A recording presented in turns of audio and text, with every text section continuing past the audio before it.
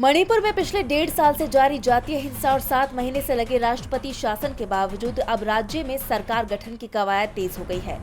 पूर्व मुख्यमंत्री एन बीरेन सिंह समेत बीजेपी के कई विधायक दिल्ली पहुंचे और केंद्रीय नेतृत्व से मिलकर नई सरकार बनाने पर चर्चा की।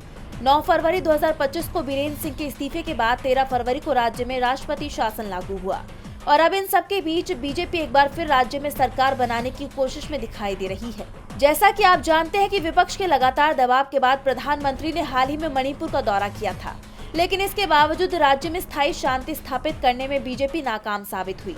जानकारों का मानना है कि जब इस हिंसा में सैकड़ों लोगों की जान जा चुकी है और हजारों लोग बेघर हुए हैं, तो ऐसे में बीजेपी की प्राथमिकता शांति बहाली और बेघरों को दोबारा बसाने की होनी चाहिए।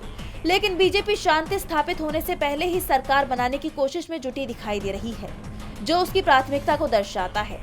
पूर्व सीएम एन बीरेन सिंह ने कहा है कि वो नई सरकार के गठन में सहयोग, विस्थापितों के संकट का समाधान और प्रमुख हाईवे को फिर से खोलने के लिए बातचीत करेंगे। लेकिन सत्ता पाने की बीजेपी की इस जल्दबाजी पर सवाल लगातार उठ रहे हैं। अब देखना होगा कि बीजेपी अपनी इस कोशिश में कामयाब हो पाती है या नहीं। डीवी लाइव की रिपोर्ट।